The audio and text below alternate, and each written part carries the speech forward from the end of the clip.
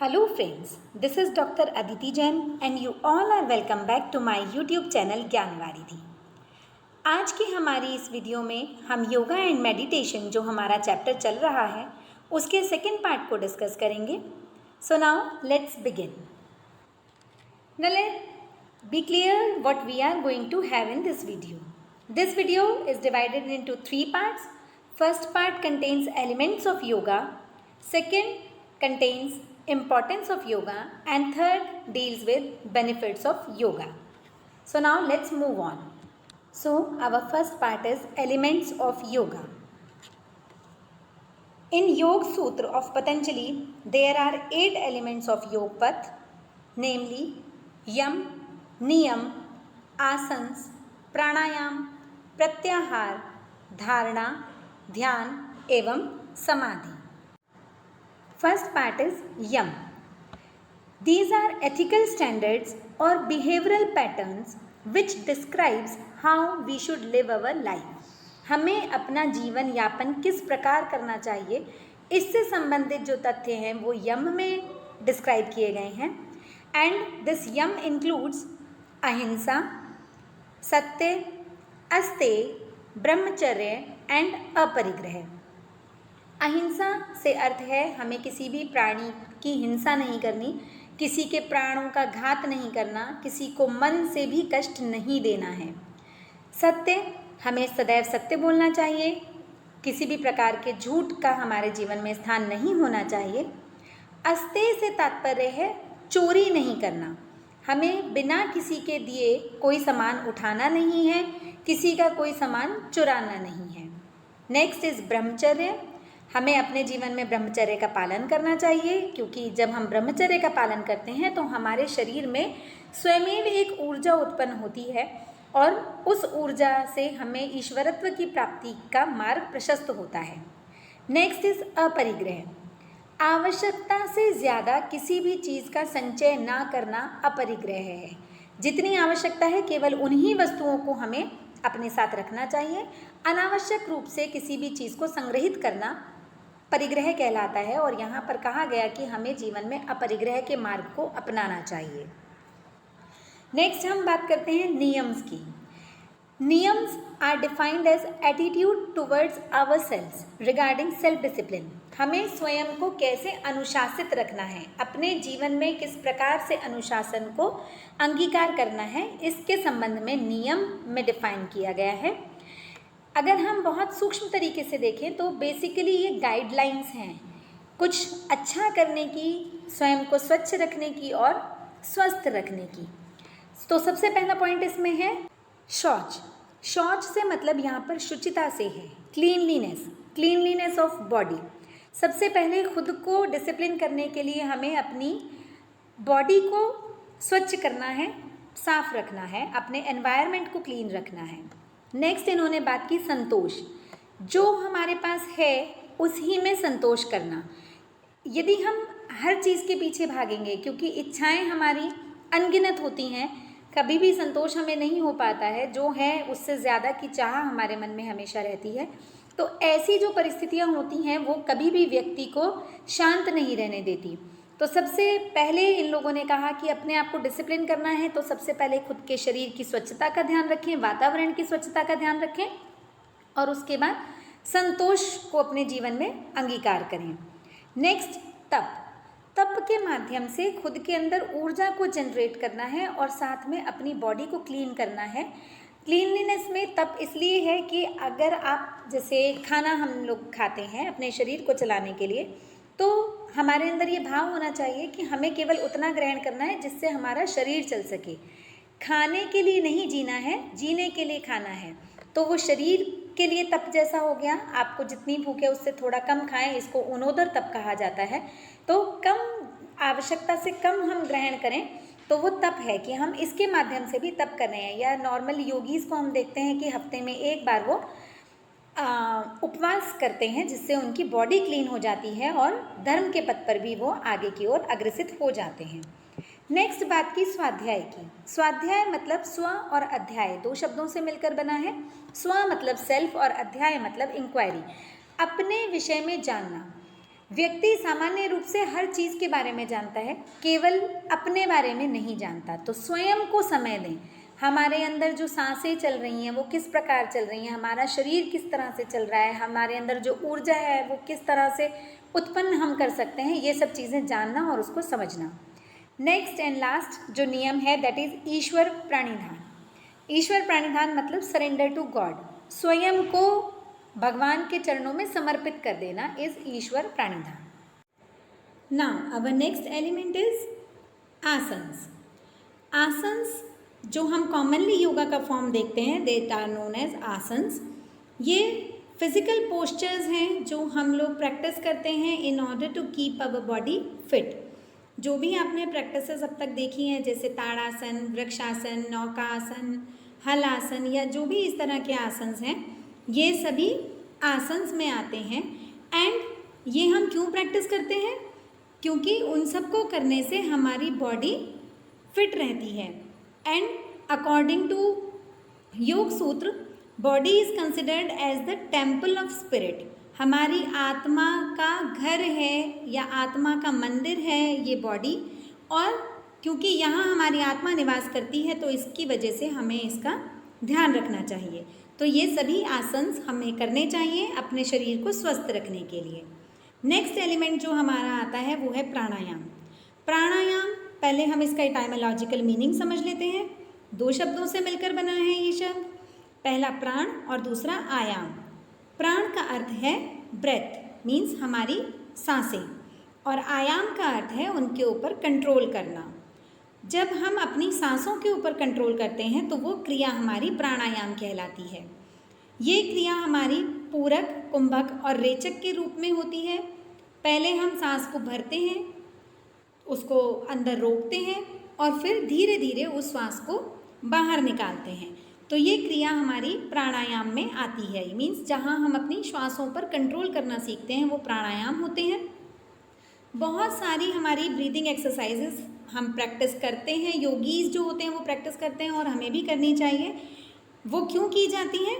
जिससे हमारे अंदर ज़्यादा एनर्जी जा सके और हमारी बॉडी को युवा अवस्था में ही बनाए रखे। मीन्स हमें वृद्धावस्था की ओर अगर मूव नहीं करना है और अपने शरीर को स्वस्थ रखना है, क्योंकि जैसे जैसे हम वृद्धावस्था की ओर जाते हैं वैसे ही हमारे शरीर में बीमारियों का आवागमन बढ़ जाता है। तो इसलिए अपने आप को युवा बनाए रखने के लिए प्राणायाम हमें करने ही चाहिए।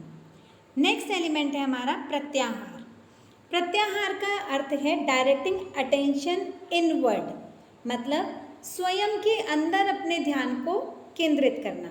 हमारा जो ध्यान है, हम एकाग्रता की जब बात करते हैं तो हम पढ़ रहे हैं तो हम उसमें एकाग्र करने की कोशिश करते हैं, या कोई भी क्रिया हम कर रहे हैं हम उसमें उसको केंद्रित करने की कोशिश करते हैं। लेकिन हमारा ध्यान अपने स्वयं के ऊपर बहुत रेयरली जाता है, जो कि जाना चाहिए। तो यहाँ जो प्रत्याहार है ये हमें ये अपॉर्चुनिटी देता है कि हम वास्तविक रूप में खुद को देखें और समझें कि हम क्या हैं, हमारा जीवन किस तरह से चल रहा है, वो सब चीज़ें हम खुद को ऑब्ज़र्व करें। और जब हम ऑब्ज़र्व करेंगे तो हमें ये मालूम पड़ेगा कि हमारी आसक्तियाँ क्या हैं, क्रेविंग्स, किस चीज़ के लिए हमारी आसक्ति है या हमारी आदतें किस प्रकार की हैं, और उनमें से जो गलत चीज़ें हैं, जो नेगेटिव ट्रेट्स हैं हमारे, जो नेगेटिव थॉट्स हैं हमारे माइंड में, उन सभी को बाहर निकाल देना। नेक्स्ट एलिमेंट इज धारणा। धारणा है कंसंट्रेशन ऑफ माइंड, अपने ध्यान को एकाग्र करना है। अभी हमने अपना ध्यान जो बाहर की ओर चलायमान था उसको स्वयं पर केंद्रित करने की कोशिश की, अपने आप को समझने और जानने की कोशिश की प्रत्याहार में। और धारणा में हमने क्या किया, किसी एक पॉइंट पर अपने माइंड को फोकस किया, चाहे वो एक कोई ध्वनि है, ध्वनि जैसे ओम का उच्चारण हम करते हैं या किसी और बीज मंत्र का हम उच्चारण करते हैं, तो वो ध्वनियाँ हैं कि हमने अपने मन को वहाँ पर केंद्रित किया। या फिर किसी एक स्पेसिफिक चीज़ पर, जैसे कुछ लोग कहते हैं कि कैंडल जला के हम लोग उसको एकाग्र करते हैं वहाँ पर अपने मन को, या हम कहीं पर ओम को स्थापित करते हैं, अपने शरीर में भी स्थापना कर लेते हैं या कहीं बाहर स्थापना कर सकते हैं। तो ये इन माध्यमों के द्वारा अपने मन को एक चीज़ पर फोकस करने की बात करता है। नेक्स्ट हमारा आता है ध्यान। ध्यान मेडिटेशन, मतलब किसी भी चीज़ में पूरी तरह से डूब जाना।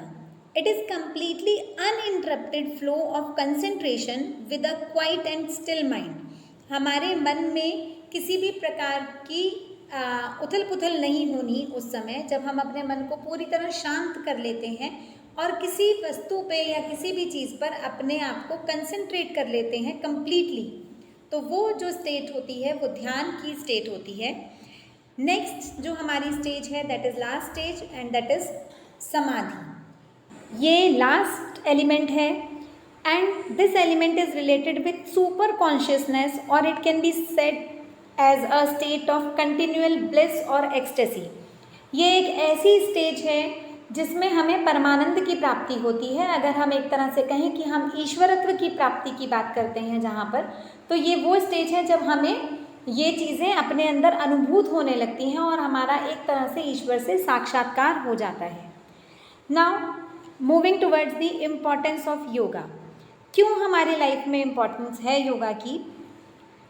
इसको हमने 3 पार्ट्स में कैटेगराइज किया। फर्स्ट इज एक्सरसाइज, क्योंकि हमारे योगा के 3 पार्ट्स हम देखते हैं, एक एक्सरसाइज है, दूसरा ब्रीदिंग है and third one is meditation. Exercise से हमें क्या बेनिफिट्स मिलते हैं?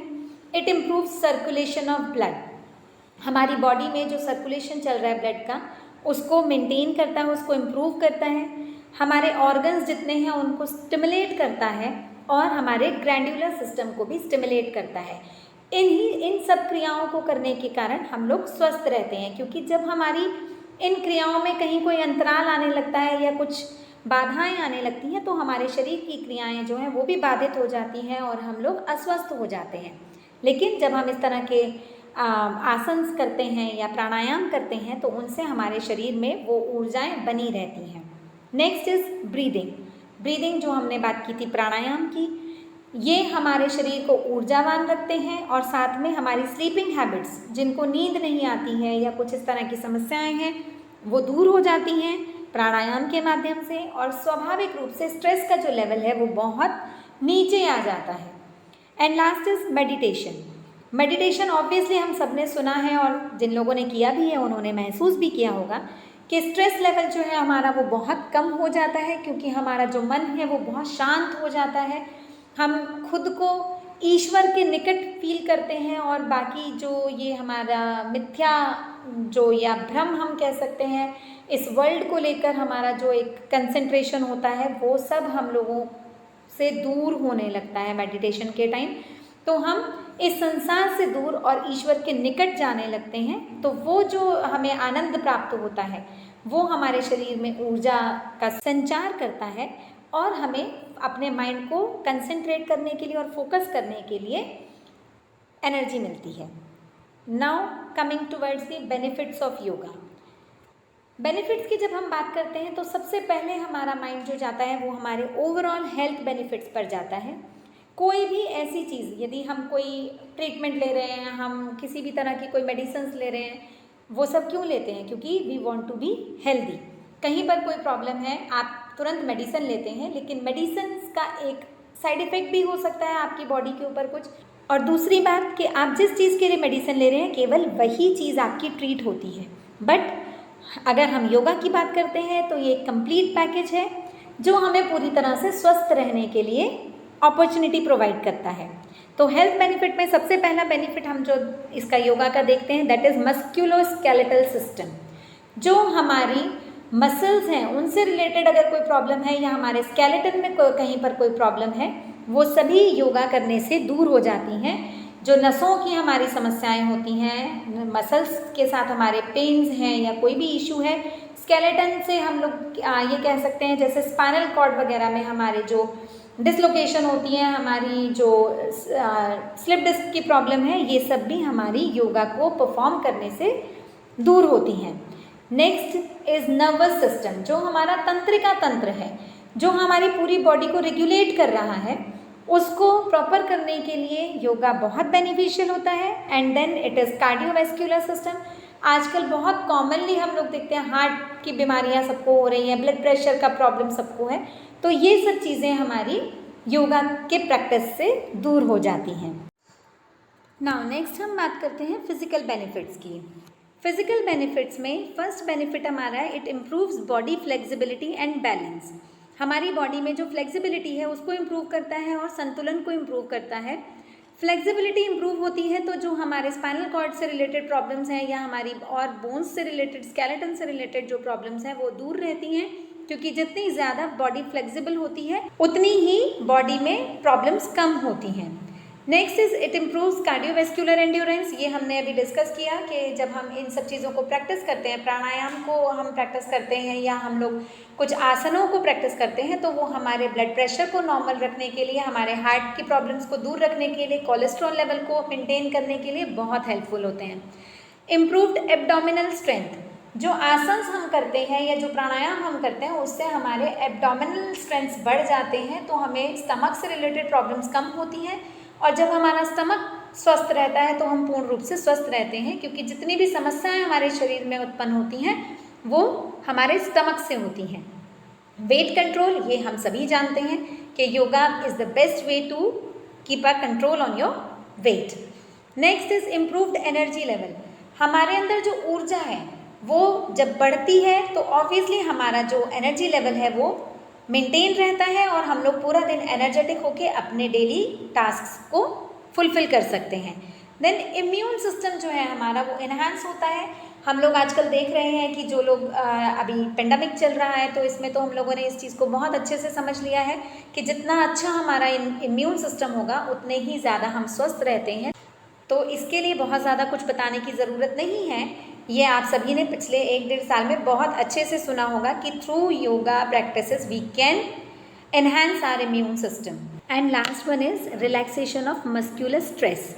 हमारे मसल्स में जो प्रॉब्लम्स होती हैं, जो स्ट्रेस होता है, उसको रिलैक्स करने के लिए योगा हमें बहुत बेनिफिशियल होता है। Now next is mental benefits. अब हम बात करते हैं अपने मानसिक स्वास्थ्य के बारे में, जो कि बहुत मैंडेटरी है और बाकी किसी भी चीज़ से हमें नहीं प्राप्त होता है। So it works in two ways. First, what yoga enhances, we are going to talk about that, and then secondly we are going to talk about what yoga suppresses. It enhances self control and it enhances self actualization. हमें खुद को समझने में और खुद को संतुलित रखने में ये बहुत ज़्यादा हेल्पफुल होता है। सेल्फ कंट्रोल की जो बात कर रहे हैं वो अपने इमोशंस पे हमें कंट्रोल रहता है, हमारे बॉडी कंट्रोल में रहती है।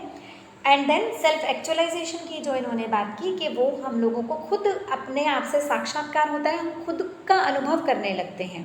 देन वेलनेस ऑब्वियस है, हमारी हेल्थ वेलबींग, हमारी फिजिकल वेलबींग सभी के ऊपर ये वर्क करता है। कंसंट्रेशन पावर की हमने पहले भी बात की है, कंसंट्रेशन को इम्प्रूव करता है, हमारी अटेंशन के जो स्पैन होते हैं उसको बढ़ा देता है, हमारी मेमोरी पावर जो है उसको एनहांस करता है, एंड जो हमारी सोशल स्किल्स हैं, मीन्स हम दूसरों के साथ किस तरह से व्यवहार कर रहे हैं, हम अपने रिलेशंस किस तरह से मेंटेन कर रहे हैं, उन सब को एनहांस करता है। अब बात करते हैं कि ये किन चीज़ों को सप्रेस करता है। तो जो एंग्जाइटी है, हम लोगों के अंदर एंग्जाइटी बहुत जल्दी हो जाती है। आई एम नॉट सेइंग कि एंग्जाइटी नहीं होनी चाहिए बिल्कुल भी, like if you are appearing in an exam तो एंग्जाइटी बनती है, मॉडरेट एंग्जाइटी होनी चाहिए। आप किसी नई सिचुएशन को जाके फेस करने वाले हैं तो आपके अंदर एंग्जाइटी होती है, लेकिन दैट शुड बी मॉडरेट। अगर वो एंग्जाइटी आपकी बहुत ज़्यादा हाई लेवल हो जाती है तो वो हमें ट्रबल करती है, तो ये उसको नॉर्मल रखता है। डिप्रेशन नॉर्मली आपको सुनने के लिए आजकल मिल जाता है, she is suffering from depression, he is suffering from depression. छोटे छोटे बच्चों को डिप्रेशन होने लगा है, तो अगर आप उस तरह की मेंटल स्टेट नहीं चाहते हैं तो उससे आपको बाहर रखने के लिए योगा बहुत हेल्पफुल है। एग्रेशन जो है वो डिप्रेशन का ऑपोजिट है। डिप्रेशन में we use to feel low, हम लोग खुद को बहुत ज़्यादा लो फील करने लगते हैं, एंड एग्रेशन में हमें बहुत क्रोध आता है, गुस्सा आता है। Then next is stress. जो हमारा स्ट्रेस होता है माइंड का, उसको ये बहुत मिनिमाइज़ करता है। आजकल हर बंदे को स्ट्रेस है, कोई भी आप ले लीजिए, made be a child, made be an adult और made be a young one, सभी को अपनी लाइफ में क्योंकि बहुत कुछ करना है, बहुत सारी चीज़ें हैं, तो उसको लेकर स्ट्रेस है, कंपटीशन है लाइफ के अंदर। तो वो जो स्ट्रेस होता है हमारा, उसको मेंटेन करने के लिए, उसको मैनेज करने के लिए yoga practices are the best thing. Then stress related disorders, जो स्ट्रेस के कारण डिसऑर्डर्स हमारी बॉडी में जनरेट होते हैं, क्योंकि हमारा जो माइंड है वो हमारा पावर हाउस की तरह होता है। अगर हम मेंटली हैप्पी हैं तो हम बहुत एनर्जेटिक रहते हैं पूरा दिन, हम लोगों का बहुत एंथुजियास्टिक बिहेवियर होता है। लेकिन अगर हम मेंटली किसी चीज़ को लेके डिस्टर्ब्ड हैं, परेशान हैं, तो वो सारी एक्टिविटीज़ हमारी इफ़ेक्ट होती है और हमारे फिज़िकल जो हमारी स्ट्रेंथ है वो भी बहुत इफ़ेक्ट होती है। आपने देखा होगा, अगर आप कभी उदास हैं या आपको कोई स्ट्रेस है तो उस टाइम पर आपकी फ़िज़िकल एक्टिविटीज़ भी सफ़र करती हैं। आपको बॉडी में भी आपको लगता है कि as you are having body ache और you are having a headache और something that is really inhibiting your works. So ये इन सब चीज़ों को सप्रेस करने में बहुत हेल्पफुल होता है। नेक्स्ट हम बात करेंगे साइकोलॉजिकल बेनिफिट्स की। साइकोलॉजिकल बेनिफिट्स बहुत मैंडेटरी हैं, हमारा ये सब हमें स्टडी करने भी चाहिए, क्योंकि हम अपनी फ़िज़िकल चीज़ों को देख लेते हैं, कुछ हद तक मेंटल चीज़ों को भी समझने का प्रयास करते हैं, लेकिन साइकोलॉजिकल एस्पेक्ट जो है वो हमेशा नेग्लेक्टेड रह जाता है। जबकि साइकोलॉजिकली हम लोगों को स्ट्रॉन्ग होना बहुत ज़रूरी है। So I would really like to suggest कि अगर आपको साइकोलॉजिकली फिट रहना है तो you all should perform yoga. So now we are going to study about its benefit. First is control emotions. ये आपने सुना भी होगा, कुछ लोग बहुत इंटेलेक्चुअल होते हैं लेकिन वो सोशली या इमोशनली बैलेंस नहीं होते हैं, तो ऐसे लोग अपनी लाइफ में बहुत सक्सेसफुल भी नहीं हो पाते हैं।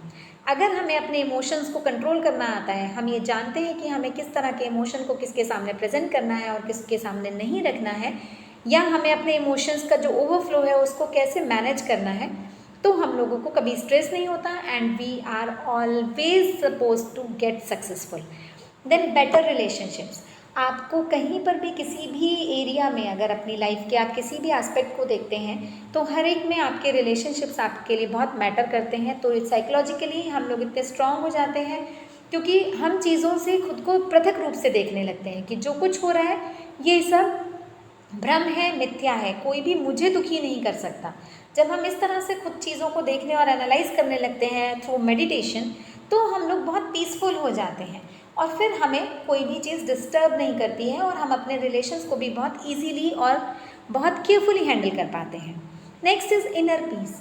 हमें आंतरिक रूप से शांत होने की बहुत आवश्यकता है, क्योंकि ऊपर की चीज़ें जो चल रही हैं, गतिशील हैं, उन सब से हमें कोई फ़र्क नहीं पड़ता, लेकिन हम अगर मन से अशांत हैं तो हमारी सभी एक्टिविटीज़ पर उसका इफ़ेक्ट दिखाई देता है।